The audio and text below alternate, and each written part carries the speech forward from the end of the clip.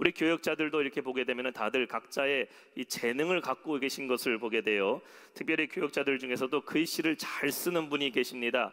누가 과연 글씨를 잘 쓸까? 생긴 것과 다르게 이송주 목사님이 글씨를 참 잘 씁니다. 생긴 거는 이렇게 좀 대충 쓸 것 같아 보이지만요, 글씨를 얼마나 이렇게 이쁘게 잘 쓰시는지 몰라요. 교역자들 이렇게 사역 이렇게 보고서를 쓸 때 보면은 글씨를 참 잘 씁니다. 왕년에 이 연애 편지를 좀 많이 썼을 것 같습니다. 또 우리 변주원 목사님은요, 목소리가 참 좋습니다. 발음이 얼마나 좋은지 앉아서 설교를 듣다 보면은 저분 발음이 참 좋다라고 느낄 때가 있어요. 단점은 발음은 좋은데 박자가 좀 떨어진다라는 것이 아쉽지만 좋은 목소리를 가지고 있습니다. 강정혜 전사님은 성이 강씨라서 그런지 얼마나 뚝심이 있는지 모릅니다. 멘탈이 웬만한 남자들보다 더 강하기 때문에 어지거나 지치거나 힘들지도 않습니다. 한동안 안 보였었죠. 지게차가 자기 발을 밟고 지나가는데도 모르고 지냈다가 나중에 뒤늦게 발이 부러진 것을 알 정도로 이렇게 뚝심이 강한 분, 우리 강 전사님, 그 매력이죠. 보니까 각자가 주변에 드러나지는 않지만 나름대로 자신만의 재능이 있는 것을 보게 된다는 것이에요. 성도님들의 집에 신방을 하게 되면 더 그것을 볼 때가 있습니다. 어떤 분은 집에 갔더니 이건 집이 아니라 식물원을 만들어 놓으신 분이 계셔요. 베란다에서부터 거실까지 온통 여러 가지 다육이부터 시작해서 큰 열대 화분까지, 이분 가정은 1년 4계절 어느 계절에 가도 항상 푸르게 꽃이 피어 있는 집을 볼 때가 있습니다. 대단한 재능을 갖고 있습니다. 참 우리 교회 보면요, 여러분들 주변에 숨겨진 달인들, 숨겨진 재능인들이 참 많이 있는 것을 보게 돼요. 일본의 심리학자인 카미오카 신지라는 사람이 쓴 결국 재능을 발견해낸 사람들의 법칙이라는 책이 있습니다. 이 책에서는 그가요, 뒤늦게 자신의 재능을 발견했던 125명의 인물들을 조사해서 과연 그들이 어떻게 뒤늦게 자신의 재능을 발견했는지에 대해서 연구해서 책을 썼습니다. 중국의 유명한 사람이죠. 마윈이라는 사람은 취직시험에서 30번이나 이상 떨어졌던 사람입니다. 이 사람은 어떤 회사에든지 간에 자신의 인물 때문에 떨어졌다라고 얘기를 해요. 키도 작고 인물도 별로 볼 일이 없어서 취직시험 30번이나 떨어지는 사람인데, 그가 통역사로 일하면서 미국에 처음 갔을 때에 미국에 있는 인터넷 서비스를 보면서 이 인터넷을 가지고 온라인 쇼핑몰을 만들면은 정말 뭔가 일어나겠다라는 마음으로 중국에 와서 알리바바라는 그 창업을 하게 돼서 중국 최대의 온라인 상거래 업체를 만들게 됩니다. 이 사람은 회사에서 근무하는 체질이 아니죠. 자신이 무언가를 만들어내고 개발하는 사람으로 자신의 재능을 나중에 발견하게 된 겁니다. 스티브 잡스는 경영자로서의 부족함을 깨닫게 되고 자신이 만들었던 그 초창기 애플이라는 회사에서 쫓겨나게 됩니다. 근데 그 이후에 회사가 아주 힘들어졌을 때 그는 유능한 참모들을 얻어서 자신의 재능을 발견하게 되고, 이 사람은 자기가 직접 회사를 운영하는 사람이 아니라 나는 그 사람을 적시적기에 필요한 디자이너면 디자이너, 개발자면 개발자건 자신이 그 자리에 사람을 세우는 일에 재능을 발견하게 되고 애플을 세계 최대의 회사로 만들었어요. 그래서 사실 모든 사람이 각자 잘하는 무언가 하나 이상의 재능은 다 가지고 있지만 소수인 20%만이 내가 잘하고 있는 재능을 발견할 뿐이지, 나머지 80%의 사람들은 그냥 세상 가운데 살아가지만 자신의 재능을 알지 못하고 살아가는 사람이 있다는 겁니다. 최근에 인디애나 존스라는 영화가 개봉했어요. 참 재밌죠. 조지 루카스 감독이 이런 말 했습니다. 재능은 누구에게나 있다. 문제는 어떤 재능인지 알아낼 때까지 시행착오를 반복할 수 있느냐 없느냐라는 것이죠. 재능은 누구에게나 있지만 내 재능을 발견할 때까지 내가 얼마나 많은 시행착오를 할 수 있느냐라는 그 용기와 담대함에 따라 결정된다는 겁니다. 성도의 신앙도 마찬가지더라고요. 우리의 믿음과 우리의 신앙은 언제 증명될까요? 평소에는 이 사람이 믿음 있는 사람인지, 이 사람이 정말 예수님 잘 믿는 사람인지 똑같이 예배드리니 이 공간 안에서는 우리가 알 수 없습니다. 그러나 이 한 사람이 위기와 시련을 만날 때에, 어려움과 고난의 문제를 만날 때 과연 그것을 어떻게 믿음으로 극복해 나가는 그 사람의 극복의 자세를 통해 이 사람이 믿음 있는 사람인지 아니면 믿음 있는 척 했으나 없는 사람인지가 드러나게 된다는 것이에요. 하나님이 우리에게 주신 은사도 마찬가지입니다. 여러분, 은사는 언제 발견될까? 가만히 아무것도 안 할 때는 이 사람이 은사가 있는지 없는지 알 수가 없습니다.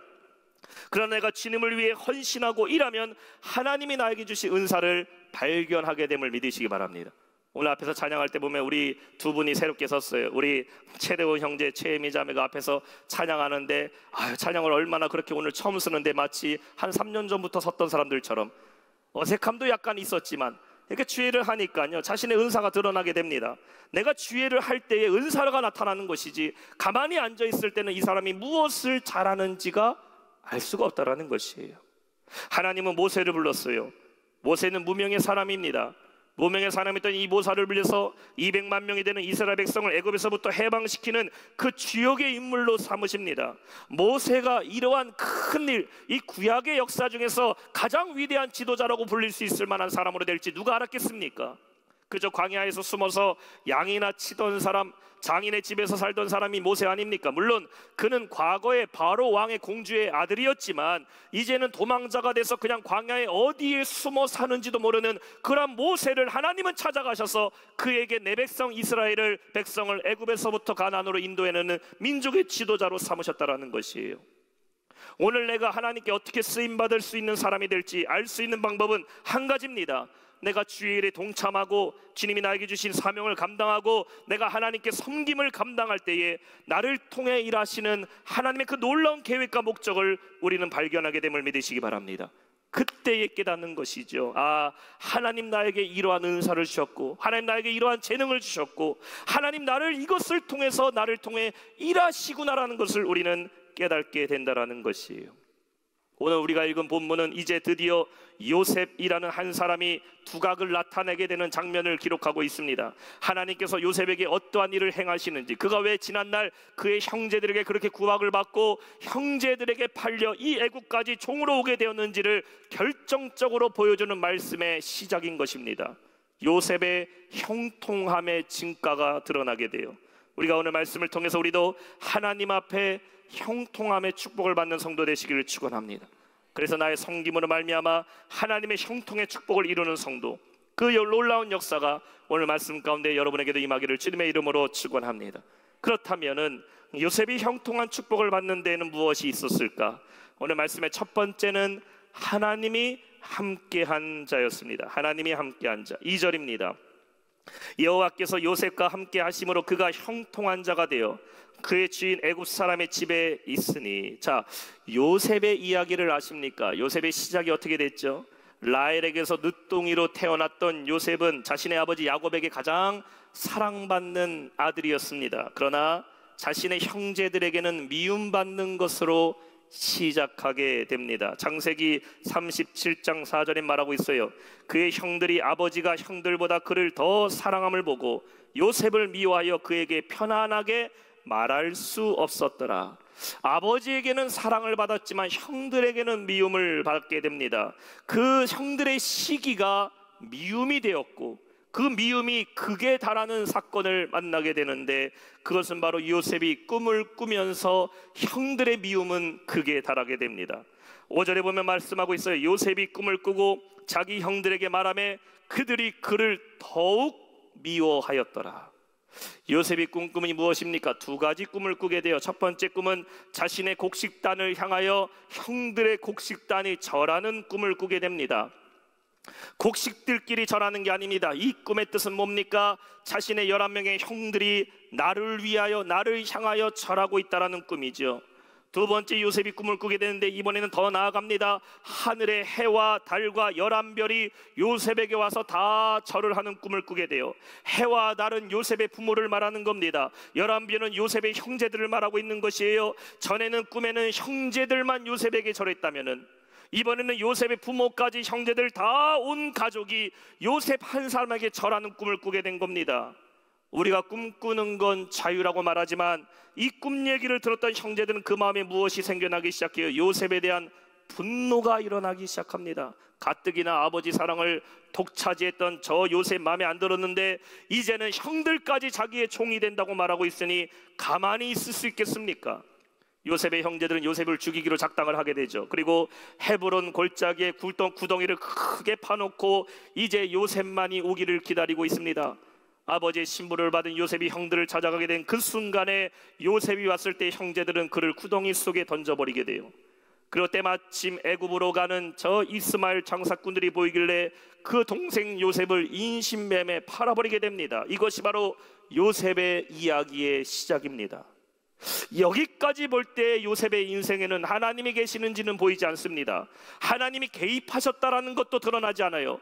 형들에게 팔려 구덩이에 빠질 때까지 하나님은 그저 침묵하고 계시는 것 같아 보입니다. 물론 요셉이 꿨던 그 꿈은 요셉이 원해서 꾼 게 아니죠. 하나님이 그에게 꾸신 꿈입니다. 그러나 요셉 자신은 하나님이 나와 함께하고 있다는 것을 전혀 알지 못했습니다. 그렇게 애굽으로 팔려갔던 이 요셉의 이야기를 시작하면서 오늘 39절 2절에는 이렇게 말씀을 시작하고 있는 거예요.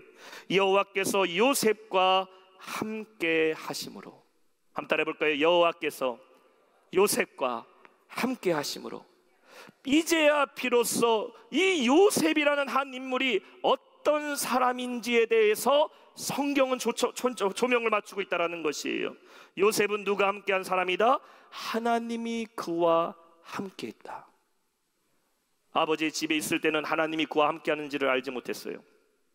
형들에게 시기와 미움을 받았을 때도 요셉 얘는 하나님이 함께 하는지 아무도 몰랐습니다. 그러니 그 형제들도 속여서 요셉을 구덩이에 넣어놓고 팔아버린 겁니다.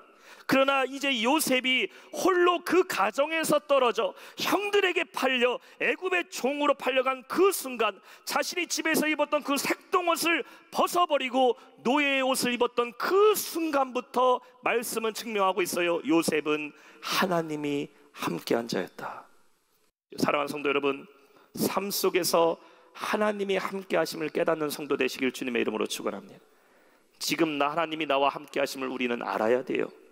나에게 시련이 은혜이고 고난이 은혜라고 어떻게 고백할 수 있습니까? 왜냐하면 이러한 시련과 고난과 사명의 십자가를 통해 하나님이 나를 돕고 계신다는 것을 우리는 느끼게 된다는 것이에요. 내가 주님을 믿으면서도 하나님이 나와 함께 하심을 느끼지 못하고 살아가는 것 불행한 겁니다. 그러나 사명의 자리에서, 헌신의 자리에서 내가 눈물로 수고하고 기도할 때에 비로소 하나님이 나와 함께 하심을 깨닫게 되는 것이에요. 그때 비로소 우리는 하나님이 열어주시는 형통의 축복을 얻게 될 줄로 믿습니다. 두 번째는 범사에 형통한 자입니다. Success in all things. 범사에 형통한 자. 우리 한번 3절 말씀을 한 목소리 읽어볼까요? 3절 시작. 그의 주인이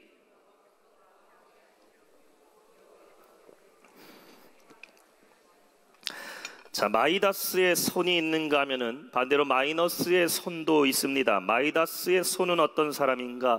손 대는 것마다 잘 되는 사람은 마이다스의 손이라고 말합니다. 그리스 신화에 나오는 이야기죠. 미다스라는 왕이 자신의 손에 만지는 것마다 다 황금이 됐던 그 이야기에서부터 나온 말이 마이다스의 손이라는 겁니다.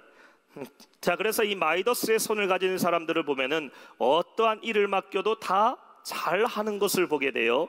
사무일을 맡기든 행정일을 맡기든 뭐 청소를 맡기든 재물을 맡기든지 간에 이 사람은 척척척 그 일을 다 해냅니다. 내가 모르는 것은 배워서라도 해내요. 내가 모르는 것 연구해서라도 해냅니다.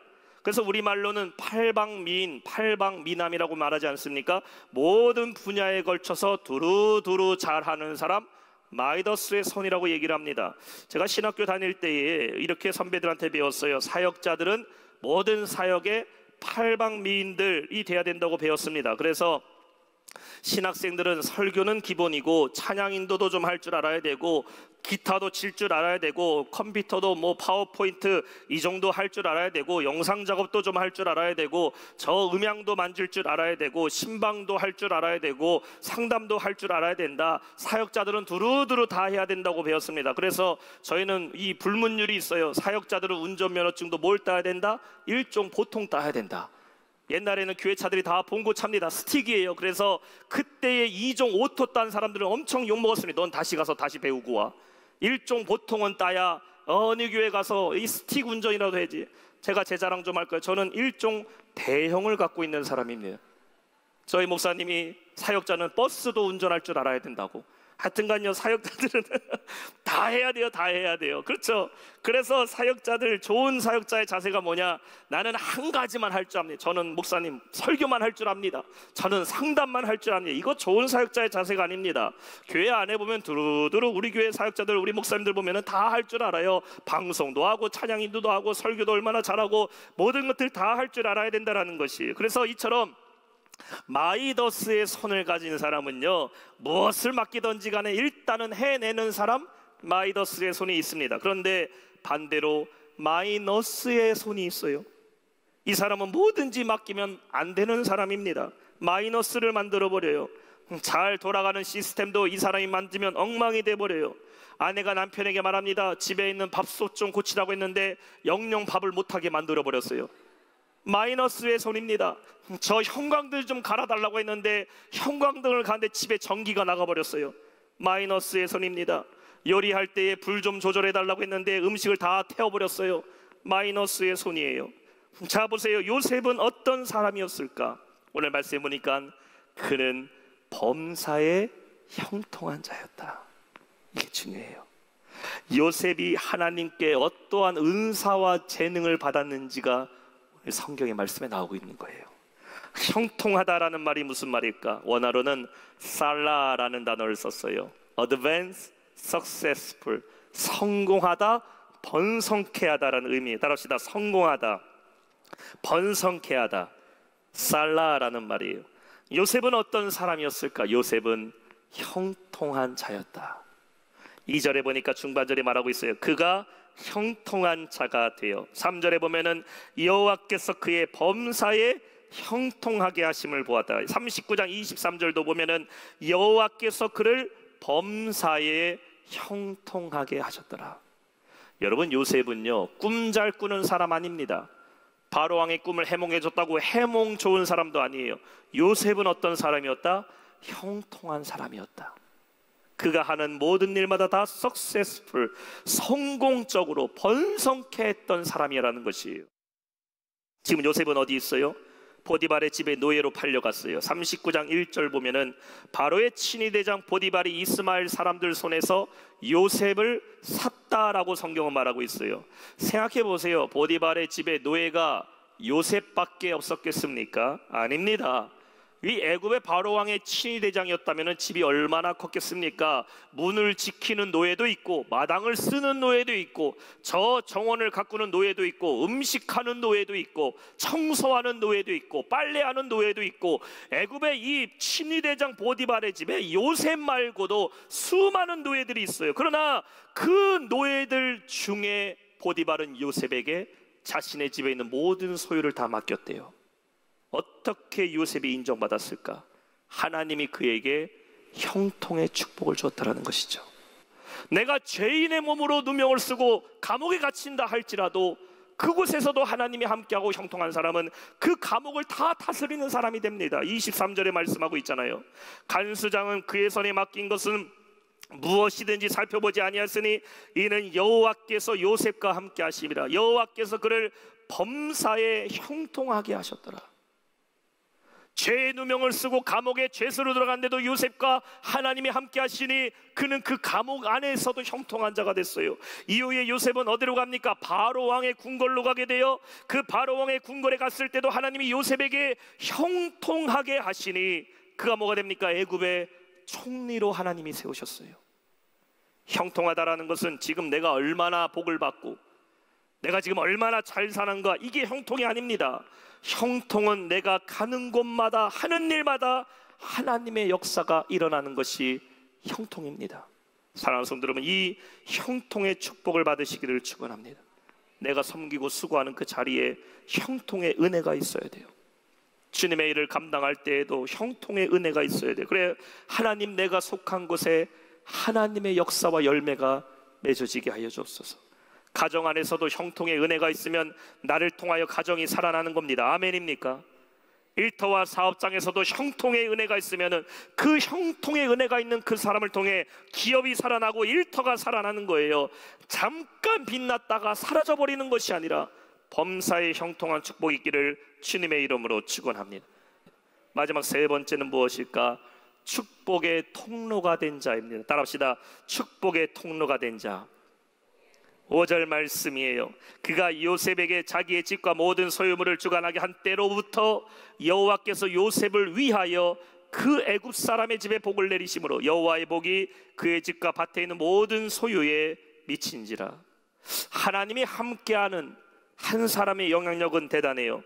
1858년 보스턴에 있는 어느 작은 교회에 에드워드 킴벌이라는 한 주일학교 교사가 아이들을 모아놓고 하나님 말씀을 가르치게 됩니다. 열정적으로 가르쳤어요.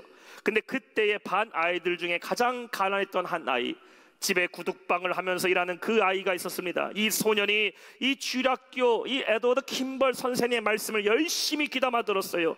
이 아이가 자라서 19세기 말에 미국과 유럽을 흔든 세계적인 부흥사 D.L. 무디 목사가 됩니다. 그가 회심한 지 21년이 되었던 어느 날 그는 영국 런던의 한 집회에서 말씀을 전하게 됩니다. 그 집회 가운데 말씀을 듣고 주님을 만나고 회개하고 돌아온 사람이 있어요. 그 사람은 바로 프레드릭 메이어라는 사람입니다. 이 메이어는 똑같이 하나님께 소명을 붙들고 나도 주의 길을 가겠다고 헌신하게 됩니다. 그리고 무디와 함께 복음전도 사역 영국의 복음을 전하게 되는데 이 메이어의 설교를 듣고 체포먼이라는 사람이 감동을 받고 사역자가 됐어요. 이 사람이 YMCA에서 일을 하는데 메이저리그에서 뛰고 있던 한 야구 선수에게 복음을 전하게 됩니다. 이 선수는 보스턴에서 150만 명에게 복음을 전하는 사람이 됐어요. 이 사람은 바로 빌리 선데이라는 야구 선수입니다. 어느 날 빌리 선데이가 이 노스캐롤라이나에서 샬롯이라는 도시에서 말씀을 전하게 됩니다. 3주 동안이나 집회를 했지만 주님께 변화되고 돌아온 사람이 없었어요. 실망스러운 마음에 마지막 집회 설교를 하고 있는 그때에 저 청중 끝쪽에 앉아있던 어린 소년 하나가 강단으로 뛰어오더랍니다. 그러고서 말합니다. 내가 예수님께 내 삶을 드리겠다고 자신이 예수님을 영접하게 돼요. 16살밖에 되지 않은 이 소년이 예수님을 영접하기로 했는데 그 소년이 어떻게 됩니까? 나중에 전 세계 2억 명에게 복음을 전하는 빌리 그레엄 목사가 된 것입니다. 이 모든 역사가 누구를 통해 일어났는가? 작은 교회 주일학교에서 하나님께 소망을 붙들고 복음을 전했던 에드워드 킴벌이라는 사람에서부터 시작됐다는 것이에요. 여러분, 하나님과 함께하는 한 사람의 영향력은 대단함을 믿으시기 바랍니다. 한 사람이 하나님과 함께한다면, 한 사람이 형통의 은혜를 받는다면, 한 사람이 축복의 통로가 된다면 그가 속한 모든 것이 그로 말미암아 살아나게 된다는 것이에요. 나 한 사람의 섬김을 통해서 우리 가정이 복을 받는 거예요. 내가 섬김을 통해서 내 자녀가 복을 받는 겁니다. 내 부모 형제가 나를 통해 잘 되는 것이에요. 내가 속한 그곳에 잘 되고 하나님의 은혜가 열리는 것이 바로 우리를 통해 이루시고자 하는 하나님의 은혜의 계획이라는 겁니다. 이것은 언제 이루어질까? 섬김의 자리에 있을 때 하나님을 모시고 형통의 은혜를 구하는 자에게 주시는 축복인 겁니다. 여러분, 우리 교회 안에 이 축복의 통로가 되는 성도가 많아지기를 주님의 이름으로 축원합니다. 그래서 어느 곳에 가도 우리 교회 성도님들 계신 그 자리마다 하나님의 은혜의 역사는 일어나게 되는 것이고, 요셉을 보는 사람마다 하나님이 그와 함께 하신다는 것을 보았던 것처럼 영락의 성도들이 있는 곳마다, 우리 영락의 성도들이 가는 곳마다, 우리 성도를 보는 사람마다 하나님이 그와 함께 하심이 보여지는 이 축복의 통로로 쓰임받는 우리 모두 성도 되시기를 주님의 이름으로 축원합니다. 오늘 말씀을 맺겠습니다. 요셉의 형제들은 요셉에게 꿈꾸는 자가 온다라는 별명을 지게 돼요. 그러나 요셉의 인생을 보게 되면 요셉은 꿈꾸는 자가 아닙니다. 요셉은 형통한 자였어요. 요셉은 하는 일마다 형통의 축복을 받았고 가는 곳마다 형통의 축복이 나타났어요. 이러한 요셉의 형통의 시작은 어디서부터 시작됐을까? 자신의 형제들에게 버림받고 팔려갔던 이 애굽에서부터 요셉은 형통의 축복이 일어나기 시작합니다. 세상에서 복 받았다 그러면은 잘 먹고 잘 살고 이제 남부럽지 않게 살면은 형통하다고 말하지만 성경은 그렇지 않아요. 인생의 가장 밑바닥에 갔을 때에 하나님은 그에게 형통의 은혜를 부어주십니다. 오늘 여러분의 삶의 가장 밑바닥 혹은 인생의 고통의 자리, 아무것도 지금 내가 이루지 못한 그런 절망의 자리에 있다 할지라도 여러분 낙심하지 마세요. 하나님이 함께하는 성도 반드시 형통의 은혜가 임하게 될 줄로 믿습니다. 나는 내가 형통한 자인지 알지 못하지만 내 주변에 있는 사람들이 나를 보고 알게 될 겁니다. 요셉을 보았던 보디발은 그것부터 보았어요. 3절에 보면은 그의 주인 보디발이 여호와께서 요셉과 함께 하심을 보며 또 여호와께서 요셉의 범사에 형통하게 하심을 누가 봤다? 보디발은 봤다라는 겁니다. 결국 하나님과 함께하는 자는 그의 삶의 형통의 축복이 드러나게 되어 있어요. 창세기 49장 22절에는 야곱의 모든 아들들에 대해서 야곱이 죽을 때 정리하게 되는데 요셉에 대해서 이렇게 말합니다. 한 목소리 읽어볼까요? 시작.